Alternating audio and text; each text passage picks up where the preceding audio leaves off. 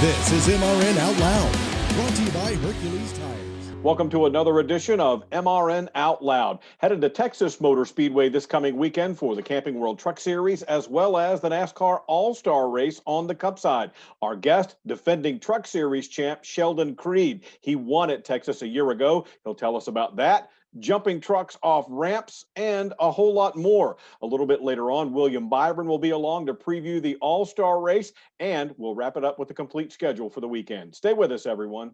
Citywide to countryside, whatever you drive, wherever you go, Hercules has the value, selection, and industry-leading warranty to get you there no matter where the road takes you. Go to HerculesTires.com. There you can find the nearest authorized Hercules retail location to you. Plus, you can use the tire tracker to find out which Hercules tire fits your vehicle the best.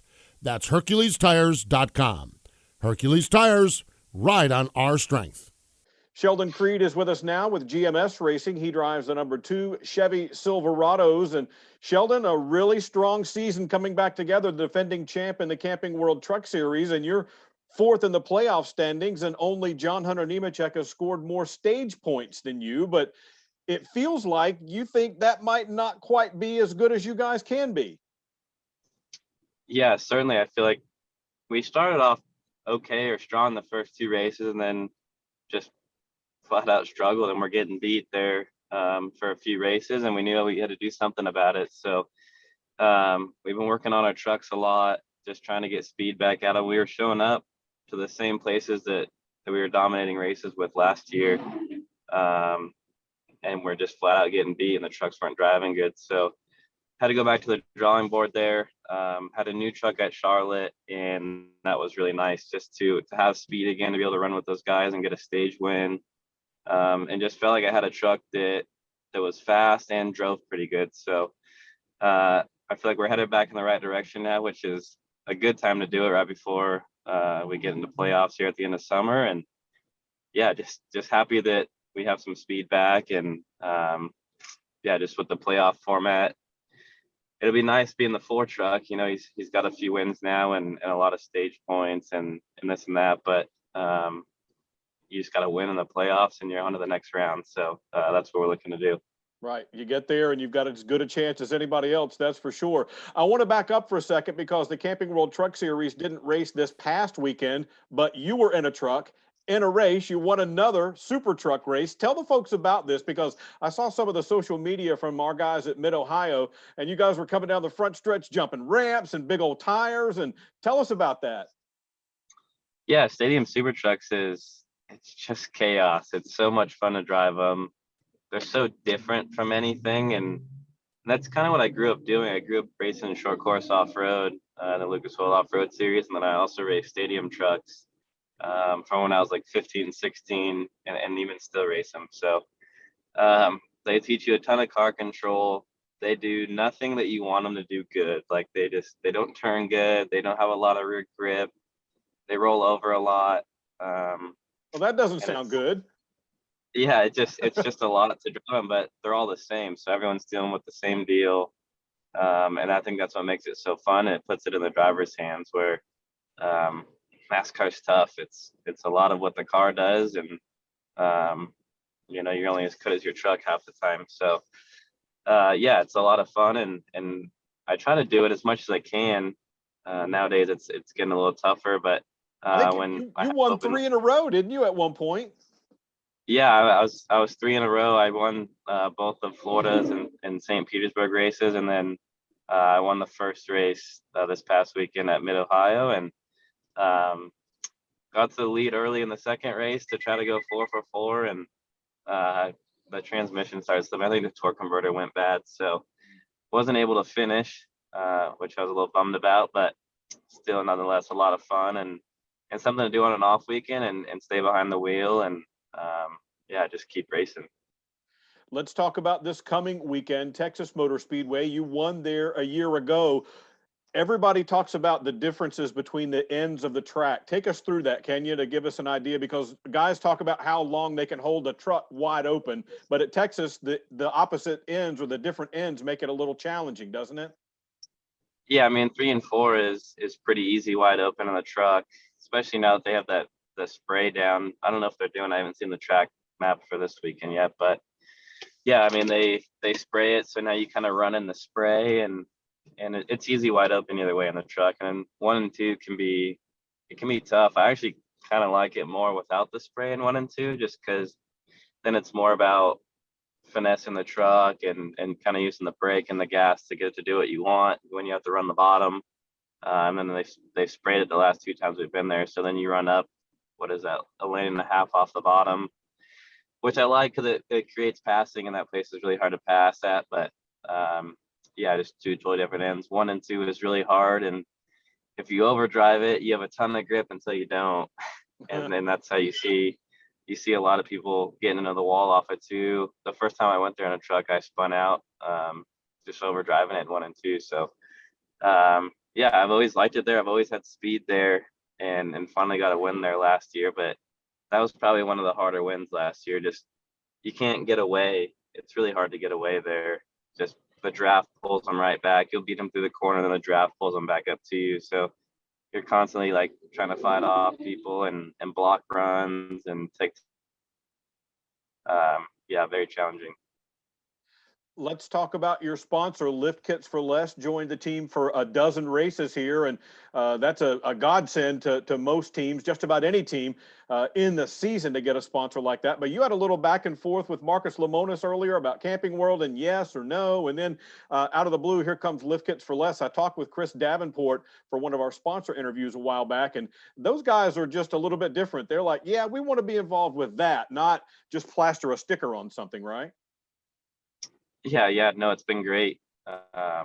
Obviously, we ran Overtons and Camping World on our truck, and then we're kind of holding out. That's tough to try to go to sponsors and ask for more money when they know what you're taking. So that was kind of our viewpoint on it. There was no hard feelings to Marcus. I think he's done great things for the series and all of NASCAR.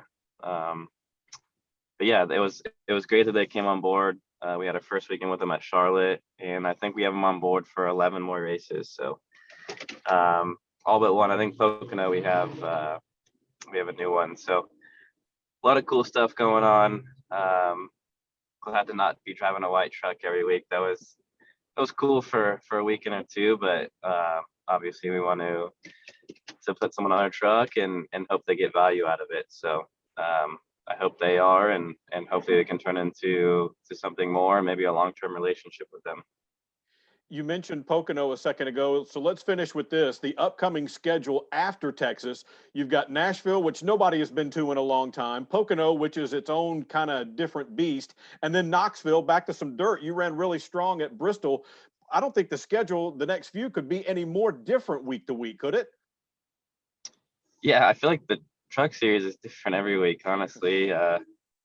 We've been going road course racing, dirt racing, back to like short tracks like Richmond, and then up to mile and a half. So I love the diversity. I love different places. I don't feel like I have a bad track, really. I mean, maybe I'd say Richmond's my worst, where I don't know if it's the trucks we've had there or if it's me, but yeah, that place eats me up. But everywhere else, I feel like I always have a lot of speed at. I'm really excited for Nashville. Obviously, none of us being there and getting to practice again. So looking forward to that.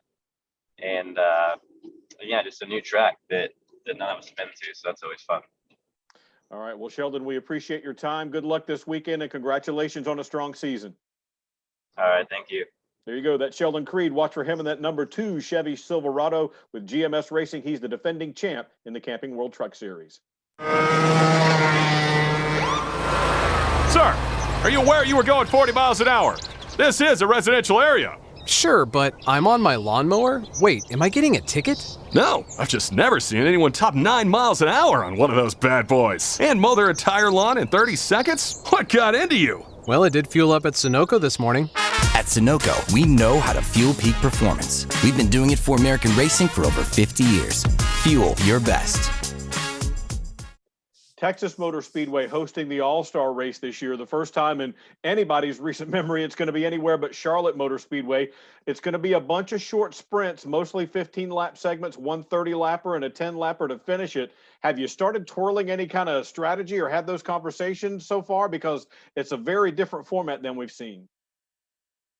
Oh, yeah, and I think the biggest thing is the fact that, you're going to have the low horsepower or lower horsepower than we currently have. So it's going to be nose to tail and, probably going to be, drafting off each other constantly. And it's going to make it tough, but you're still going to have to handle well to try to drive away from people. And I feel like, it's going to be hard to get away, but you're going to have a good handling car. So I think that, we focused on that, and I feel like we're in the ballpark, and we just have to see what happens.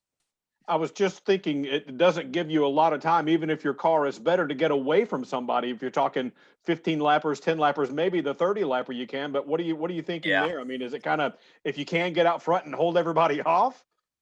Yeah, I honestly don't know what to tell you on that last segment. I feel like it's going to be insanity really to kind of see what, sorry, you still got me? Yep, I got you. Oh, sorry, I had somebody call me. There we go. I get it. It's gonna be insanity to kind of see how people race, but yeah, I think you're gonna see a lot of insane moves and a lot of aggressive stuff. So I'm excited for it. I think it's gonna, it's an all-star race, so you got, it's gonna take everything. Citywide to countryside, whatever you drive, wherever you go, Hercules has the value, selection, and industry-leading warranty to get you there no matter where the road takes you.